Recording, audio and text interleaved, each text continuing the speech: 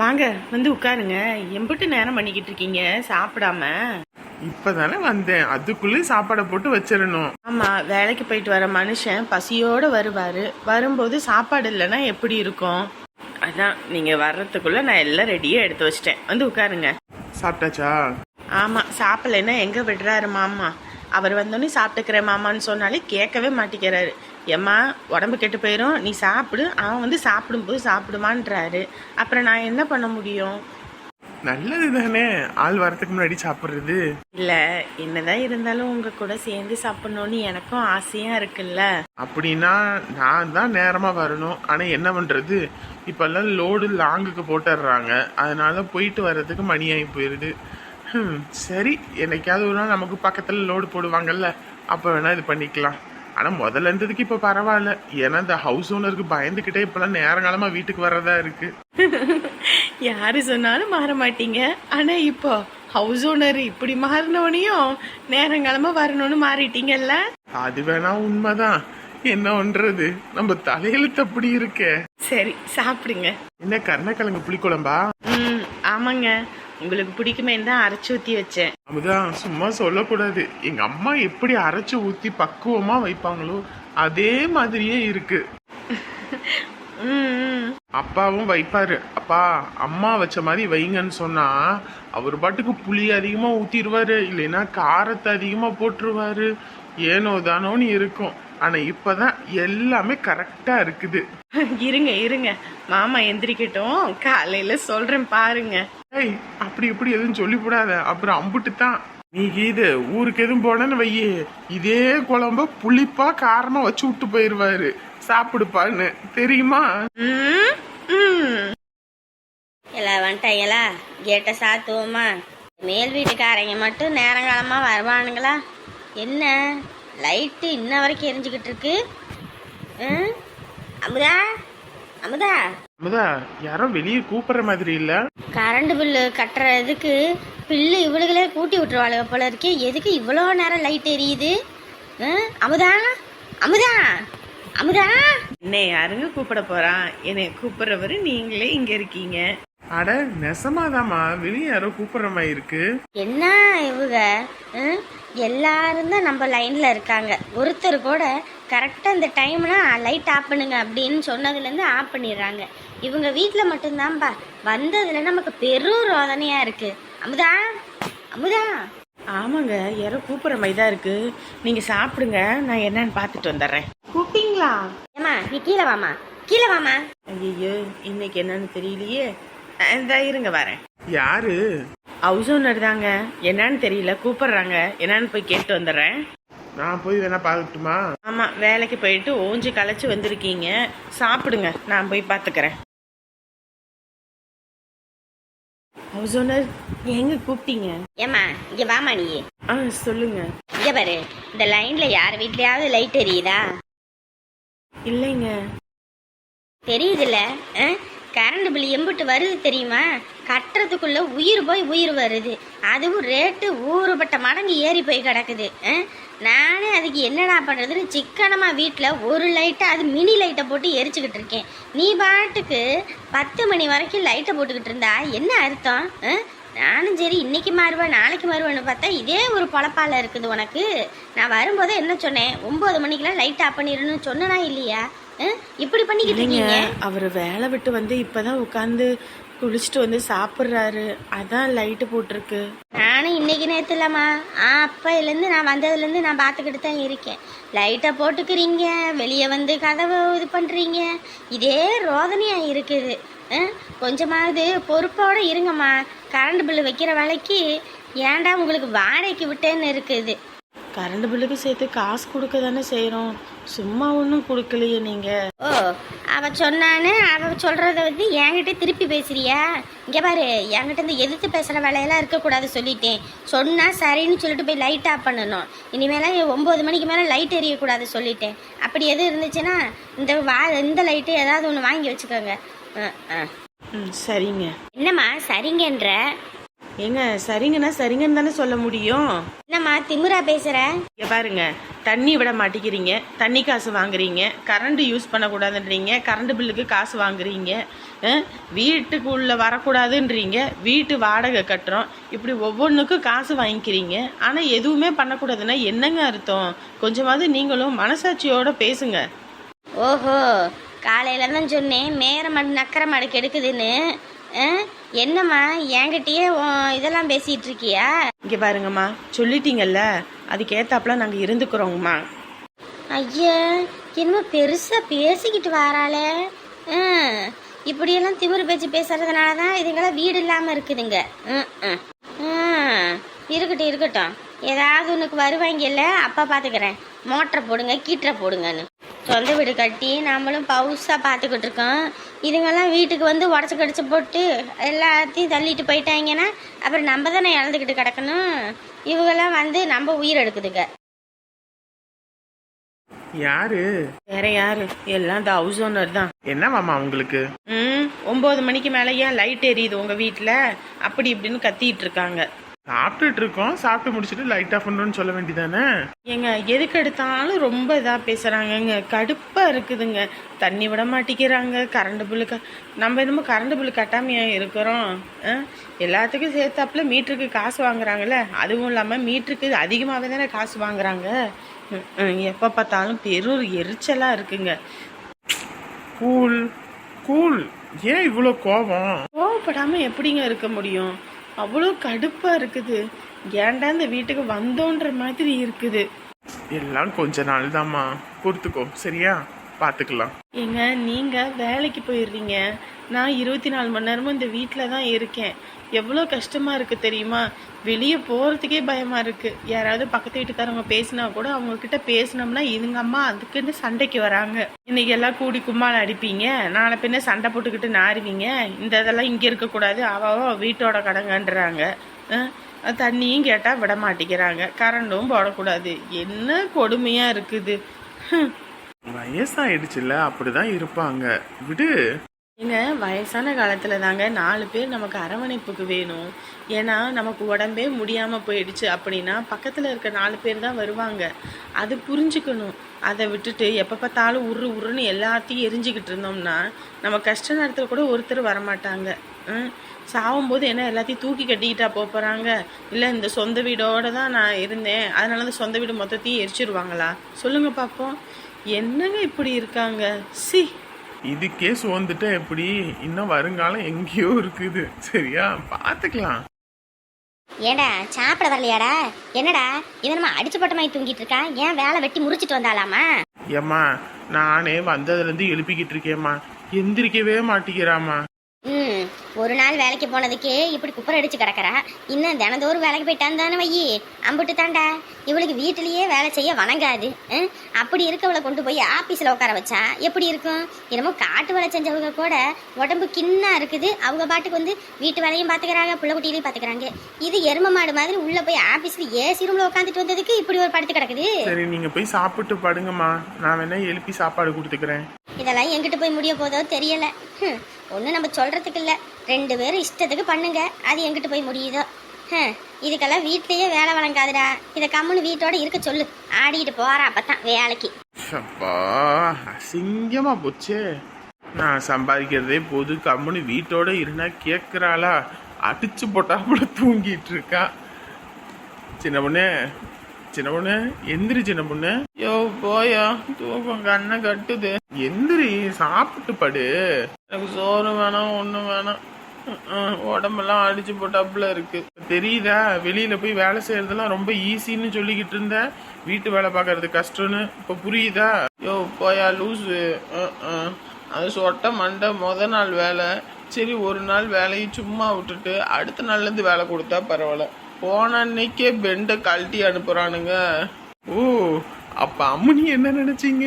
விதவிதமா சாரி கட்டி போட்டோ எடுத்துட்டு அப்படியே போய் சும்மா உட்கார வச்சு அனுப்புவாங்க நினைச்சியா? அதெல்லாம் அந்த காலம். இந்த காலத்துல எல்லாம் பெண்டை நிமித்தி தான் அனுப்புவாங்க. கொடுக்குற சம்பளத்துக்கு வேலை வாங்க வேணாமா? அதுக்குன்னு ஒரே நாள்ல உயிர் எடுத்து அனுப்புவானுங்க. ஒரு நாளைக்கே இப்படி, நீ தினந்தோறும் எப்படின்னு தெரியலையே. சரி, சாப்பாடு போட்டு வரேன், சாப்பிட்றியா? எனக்கு ஒன்றும் வேணாயா போயா, உடம்பெல்லாம் அலுப்பாக இருக்குது. பகல் நேரத்துலையாவது தூங்கி எந்திரிப்பேன். இப்போ தூங்குறதுக்கு நேரம் இல்லை. தூக்கம் வேற கண்ணு சொக்கி எடுத்துருச்சு. ஆஃபீஸில் வேலை செய்யும்போது எம்மா எப்படா வீட்டுக்கு வந்து படுப்போன்னு ஆயிடுச்சு. விடுவானுங்கன்னு பார்த்தா 8 மணி ஆனாலும் விட மாட்டேங்கிறானுங்க. அப்புறம் என்ன பண்ணுறது? அப்படித்தான் இருக்கும். சரி எந்திரி. ஓ போயா. இவளை நம்பி வேலைக்காவது நம்ம சாப்பிட்டு படுக்க வேண்டிதான். எனக்கு காலையில் எழுந்திரிச்சு நம்ம வேலையை பார்க்கணும். நான் சிங்கப்பெண்ணுன்னா சிங்கப்பெண் இப்படி சொங்கி பெண்ணாகி வந்து படுத்து கிடக்கு. இனி தினந்தோறும் என்னென்ன கூத்து நடக்க போகுதோ தெரியலையே. அடியே மாப்பிள்ளை ஃபோன் போட்டா அப்படி அவங்க அப்பா நாளைக்கு பொண்ணுக்கு பட்டை எடுக்கணும்னு சொன்னாராமா.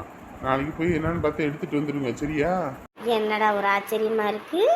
என்னாடியே தினந்தோறும் குடிச்சுப்பட்டு மட்டையில கிடந்து வந்துடுவீங்க. யாராவது உங்களை தூக்கி இழுத்துக்களை போட்டுக்கிட்டு வருவாங்க. இன்னைக்கு என்ன ஒன்று தெளிவாக பேசுறீங்க? அதான் கேட்டேன். ஏன் காசு எதுவும் இல்லையா குடிக்க? அடியே என்ன பார்த்தா நான் மொடா குடிக்கார மாதிரி அடி இருக்கு. என்னமோ குடிகார மாதிரி பேசிக்கிட்டு இருக்க. அப்புறம் வேற என்னவாமா நீங்க? எப்படி பார்த்தாலும் குடிச்சுப்பிட்டு எவனாவது ஒன்று தானே இழுத்துட்டு வந்து போட்டுக்கிட்டு இருப்பானுங்க. அதான் கேட்டேன். யாரு குடிக்கணும்னு நினைச்சாதான் குடிப்பேன், குடிக்க கூடாதுன்னு நினைச்சா குடிக்கவே மாட்டேன். என் புள்ள கல்யாணம் வரைக்கும் குடிக்க கூடாதுன்னு இருக்கேன். ஓ புள்ள கல்யாணம் வரைக்கும் தான் குடிக்க மாட்டீங்க, அப்ப அதுக்கப்புறம் குடிப்பீங்க? இவரு குடிக்காதவனையும் குடிக்க வைக்கிறது யார் தெரியுமா? வீட்டில் உள்ள உங்களை மாதிரி ஆளுங்கத்தான். சும்மா குடி குடி குடி குடின்னு அதையே ஞாபகப்படுத்த வேண்டியது. அதுக்கப்புறம் நாங்கள் போய் குடிச்சிட்டு வந்துட்டோம்னா ஐயோ காசெல்லாம் அழிக்கிறானே வேண்டியது. முதல்ல நீங்கள் திருந்துங்க. குடிக்கார நாங்கள் தன்னால் திருந்துவோம். நாளைக்கு போயிட்டு என்னன்னு பார்த்து எடுத்துட்டு வந்துருங்க சரியா? அப்புறம் மாப்பிள்ளைக்கு பட்டு நம்ம தான் எடுக்கணும். அதுக்கு காசு அதான் சித்தப்பு கிட்ட ஒரு 10,000 கேட்டிருக்கேன். அவர் ஏற்பாடு பண்ணி தாரேன்னு சொல்லியிருக்கு. அப்படி காலையில் தாரேன், போயிட்டு வந்துரு. ஏங்க நீங்களும் வராம எப்படிங்க? நான் மட்டும் ஒத்தாளா போய் பிள்ளையும் கூட்டிக்கிட்டு போக முடியாது. அதான் ஏத்த வீட்டில் அக்கா இருக்காங்கல்ல, அவங்கள கூட்டிக்கிட்டு போ. அவங்க நல்லதா பார்த்து எல்லாம் எடுத்துட்டு வாங்க. ஏன் நீங்க வரலையா? இப்படி கல்யாணத்துக்கு காசு வேணாமாடி? எல்லாரும் அங்கே போய் உட்காந்துக்கிட்டா ஏதோ 10 புரட்டுறதுனா தானே ஏதோ ஒன்று பண்ண முடியும். இப்ப இருக்க பொறுப்பு அப்ப இருந்திருந்தா இந்நேரத்துக்கு நான் தான் பணக்காரி. அத்தனை வீடு கட்டி போட்டிருந்திருப்பேன். முதல்ல இருக்கிற வீட ஒழுங்கா வைடி, அதுக்கப்புறம் 10 வீடு 20 வீடு கட்டலாம். நீ 20 வீடு கட்டி வாடகைக்கு விட்டாலும் சரி, 30 வீடு கட்டி வாடகைக்கு விட்டாலும் சரி, ஒரு வீட்டில் தான் நீ இருக்க முடியும். எல்லா வீட்லேயும் போய் இருக்க முடியாது சரியா? வேலை என்னமோ அதை மட்டும் பாரு. போ, நேரங்காலமாக பாயை வச்சு படுக்கலாம். காலங்காலத்தில் நேரமாக போகணும். அதை விட்டுட்டு சும்மா இப்பயே உலாத்திக்கிட்டு காலையில் தூங்கி வலிச்சுக்கிட்டு இருக்காம. சரி.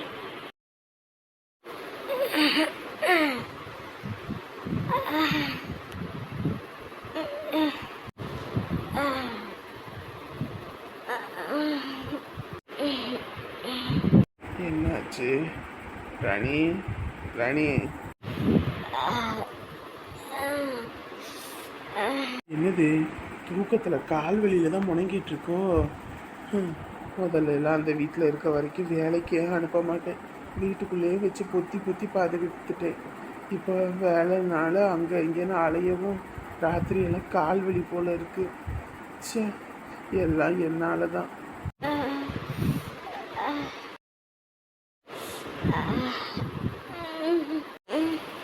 என்ன தூங்கலையா? என்னத்த காலை பிடிச்சிட்டு இருக்கீங்க? விடுங்க. கால் வலி தான் முணங்கிட்டு இருக்க, அப்புறம் காலை அமுத்தி விடாம எப்படி? அதெல்லாம் ஒன்றும் இல்லை, தைலம் தேய்ச்சது சரியாக போயிடும். நீங்கள் படுங்க, காலையிலையும் வேலை கிடக்குது. நீ காலை அமுத்திக்கிட்டு இருக்காம எத்தனையோ நாள் நான் காலையிலேருந்து ராத்திரி வரைக்கும் நின்றுட்டு இருந்தனால கால் வலிக்குதுன்னு ராத்திரியெல்லாம் கால் அமுத்தி விட்டுக்கிட்டே படுத்திருப்பேன். இப்போ உனக்கு கால் வலினோனையும் நான் அப்படியே படுத்திருக்க முடியுமா? பகலில் கொஞ்ச நேரம் தூங்கினா சரியாக போயிடும். உனக்கு நீ படு, நான் நல்லா கால் அமுத்தி விட்றேன், நல்லா சுகமாக தூங்குவேன். ஐயோ அதெல்லாம் ஒன்றும் வேண்டாங்க, விடுங்க. என்னத்தை விடுங்க? அங்கே இருக்கிற வரைக்கும் நீ வேலைக்கே அனுப்ப மாட்டேன். இன்னைக்கு உனக்கு நீ எனக்காக இப்படி தூரம் கஷ்டப்பட்டுட்டு இருக்க. கஷ்டப்படுறதெல்லாம் கொஞ்ச நாள் தான். அதுக்கப்புறம் வேலை நல்லா பிக்கப் ஆயிடுச்சுன்னு வை, வேலைக்கு ஒரு ஆளை போட்டுறேன். அதுக்கப்புறம் நீ வீட்டோடு இரு சரியா? என்ன பண்ணிட்டு இருக்கீங்க? விடுங்க. நானே உன்னை பார்த்துக்கிட்டே தானே இருக்கேன். டீ வாங்கினோடனே ஓடி போய் கொடுக்கறதும், பஜ்ஜி போண்டா கேட்டால் அதை எடுத்துகிட்டு போய் கொடுக்கறதும், மாவாட்டணும், பாத்திரம் கழுவணும், எல்லாம் கூட்டணும், வைக்கணும், வேலை கஷ்டம்னு எனக்கே புரியுது. நம்ம நேரம் சரியில்லை, அதனால தான் இவ்வளவும். கொஞ்ச நாள் பொறுத்துக்கோ, எல்லாம் சரியாக போயிடும். சரிங்க. ஏன் கால் ரொம்ப வலிக்குதா? ஏம்மா அழுகுற? இல்லைங்க, எனக்கு கடை ஆரம்பித்து கொஞ்ச நாள் தான் ஆகுது. எனக்கு இப்படி கால் வலிக்குதே. நீங்கள் வருஷக்கணக்காக நின்றுக்கிட்டே இருந்திருக்கீங்களே, உங்களுக்கு எம்பிட்டு கால் வலி இருக்கும். இதெல்லாம் மறைச்சிக்கிட்டு தானே எங்கள் கூட எல்லாம் சிரித்து சந்தோஷமாக இருந்திருக்கீங்க. அதுக்கு என்ன பண்ண முடியும்? குடும்பத்துக்குன்னு ஒரு பொறுப்புன்னு ஒன்று இருக்குல்ல, அதெல்லாம் பார்த்தா இதெல்லாம் பண்ண முடியுமா? இவ்வளோ தூரம் நீங்கள் எங்களுக்காக கஷ்டப்பட்டு தான் எல்லாம் பண்ணுறீங்கன்னு நான் அந்த வேலையை செய்யும்போது தாங்க தெரியுது. இந்தாரு, குடும்பத்துக்காக செய்கிறது சுமைன்றது நம்மளாம் நினச்சிக்கிட்டது தான்மா அது கஷ்டம். குடும்பத்தை சுமன்றது அது ஒரு இன்பமான சுமை தான். சரியா? நீ தூங்கு, நான் அமுத்தி விடுறேன். இப்படிப்பட்ட ஒரு கணவர் கிடைக்கல கண்டிப்பாக கொடுத்து வச்சிருக்கணும். இவருக்காக எவ்வளோ கஷ்டப்பட்டாலும் அதில் குறையே இல்லை. சாமி ஃபாஸ்டா போ. ஏய் செல்லாக்குட்டி, நீ சொல்லணுமா? பறக்கிற பறைய மட்டும் பாரு. Fast fast fast fast. Hey hey hey hey hey. Hey hey hey hey hey. ச்சே, உன் கூட இப்படி போகும்போது எவ்வளோ சந்தோஷமா இருக்கு தெரியுமா சாமி? எனக்கு மட்டும் என்ன, உன் கூட போகும்போது அவ்வளோ சந்தோஷமா இருக்கு. சாமி, காலம் முழுக்க நம்ம இப்படியே இருக்கணும்டா. காலம் முழுக்க தானே இருந்துருவோம். உன் ஒய்ஃபையும் டைவர்ஸ் பண்ணிட்டேன்னு வையே, நம்ம இதே போல இருக்கலாம் தெரியுமா? நீ இதெல்லாம் சொல்லணுமா? அவளை முதல்ல டைவர்ஸ் பண்றது தான் என் வேலை. என்னது? என்ன டைவர்ஸ் பண்றியா? என்ன டைவர்ஸ் பண்றது தான் உன் வேலையா? அடே பொறுக்கி பயல, உனக்காக நான் என் வாழ்க்கையவே கொடுத்துருக்கேன். ஆனால் நீ அவளுக்காக என்ன டைவர்ஸ் பண்ணுறியா? அடியே, உன்னை சும்மா விட மாட்டேன்டி, உன்னை சும்மாவே விட மாட்டேன். சரிக்கும் அவளை நண்பேன் நண்பேன்னு சொல்லிட்டு கடைசியில் எனக்கே ஆப்ப வைக்கிறதா வந்திருக்கியா நீ? சே, அந்த உமாவோட வாழ்கிற வாழ்க்கையே எனக்கு பிடிக்கல தெரியுமா? உன் கூட இப்படி இருக்கிறது தான் எனக்கு பிடிச்சிருக்கு. நம்ம 2 பேரும் ஜாலியாக இதே போல் இருப்போம். ஜாலியாக இருக்கியா நீயே? யோ, உன்னை விட மாட்டேயா? உன்னை விடவே மாட்டேன். அது மட்டும் இல்லை சாமி, நம்ம 2 பேரும் இதே போல் இருப்போம். நீ இனிமேல் ஊருக்கெல்லாம் போவேணா, இங்கே இரு. நம்ம 2 பேரும் ஜாலியாக சுற்றலாம். ஜாலியாக சுற்றுறியா? அப்படியே சிறுக்கி, இதா வாரண்டி, இதா வாரேன். சாலியாக சுற்றுற சாலி, இன்னைக்கோட முடிதுடி உன் சோழி. ஐயோ, முதுகெலும்பு முடிச்சு போட்டாலே. ஐயோ அம்மா, அடியே வெண்ணம் அவளே, அடியே. ஏம்மா, என்னம்மா இப்போ உனக்கு பிரச்சனை? அவளை தூக்கி போட்டு மிதிச்சுக்கிட்டு இருக்கேன். இப்போ தான் வந்துட்டு நீ என்னம்மா நொன்னம்மா நீ எழுப்பிக்கிட்டு இருக்க? அடியே விளக்க மட்டும் கட்ட உதச்ச உதையில நான் கீழே உளுந்து முதுகெலும்பு முறிஞ்சு போயிருச்சோன்னு இருக்கேன். நீ என்ன அடி? நான் எங்கே இருக்கேன்? உன் புருஷன் வீட்டில். ஏம்மா, அந்த சிறுக்கி அந்த ஆள் எங்கம்மா? எங்கம்மா? எந்த சிறுக்கிடி? அதான் அந்த குதிரைவாளுக்காரி, அந்த காயத்ரி என் புருஷனுமா? எங்கம்மா அவங்க? அதுங்க எங்க? நீ என்கிட்ட கேட்குற? உன் கூட தானடி நான் இங்கே படுத்து கிடக்குறேன். ஏம்மா ஏம்மா, 2 பேரும் பைக்கில் கட்டி பிடிச்சிக்கிட்டு போகிறாங்கம்மா. எனக்கு வந்து ஆத்திரத்துக்கு அந்த சிறுக்கி எட்டி ஒரு உத விட்டேன் பாரு, அப்படியே கீழே விழுந்துட்டாம்மா. அடியே பக்கி, அவ விழுகலடி. நீ தூக்கத்தில் உதச்ச உதையில நான் தாண்டி கீழே விழுந்து கிடக்குறேன். என்னம்மா சொல்கிற? அடியே கனவு கண்டு ஏன்டி இப்படி தினந்தோறும் பேரும் அக்கப்பொரு பண்ணுற? என்னது? நான் கண்டது கனவா? அம்மா நெசமாம்மா, நெசமா அவங்க 2 பேரும் பைக்கில் போனாங்கம்மா. அதுவும் கட்டி பிடிச்சிக்கிட்டு போனாங்கம்மா. அந்த ஆள் அவளுக்காக என்ன டைவர்ஸ் பண்ணுறேன்னு சொன்னாம்மா. தினந்தோறும் இப்படியே ஊரை சுற்றுவோன்றாங்கம்மா. அடியே, உன் கனவுல தீய வச்சு கொளுத்த ஊரில் உள்ள எவனவனுக்கோ எப்படியெல்லாம் கனவு வருது. உனக்கு மட்டும் இப்படி திணிசா கனவு வருது. ஐயோ ஆண்டவனே, தினந்தோறும் இவ கூட படுக்கிறதுக்கு பதிலாக ரோட்லேயே பாய விரிச்சு படுத்துடலாம் போல இருக்கே. ஐயோ அம்மா, வலி தாங்க முடியலையே. என்னது இது? இப்போல்லாம் எதுக்கு இப்படி கனவு வருது? ரொம்ப பயமாக இருக்கே. ஒருவேளை கனவுல நடந்த மாதிரி அவளுக்காக என்ன டைவர்ஸ் கீஸு பண்ணிடுவதோ அந்த ஆள். ஐயோ, என் வாழ்க்கையே போயிருமே. விடக்கூடாது, விடவே கூடாது. நம்ம இங்கே இருந்தோம், அவன் மனசை மாற்றி புருஷனோட காசெல்லாம் சுருட்டிக்கிட்டு நம்மளை அம்போன்னு தெருவில் விட்டுருவாங்க. இதுக்கு மட்டும் நான் வழியே விடக்கூடாது. காலையில் இதுக்கு ஒரு முடிவு கட்டுறேன். ஐயோ, அவளோட நீ கட்டி பிடிச்சிக்கிட்டு ஒரு சுத்திரியா? இரு வாரேன். உன்னை டங்கு வர தூக்கி போட்டு மிதிக்கிறதுக்கு வாரேன்.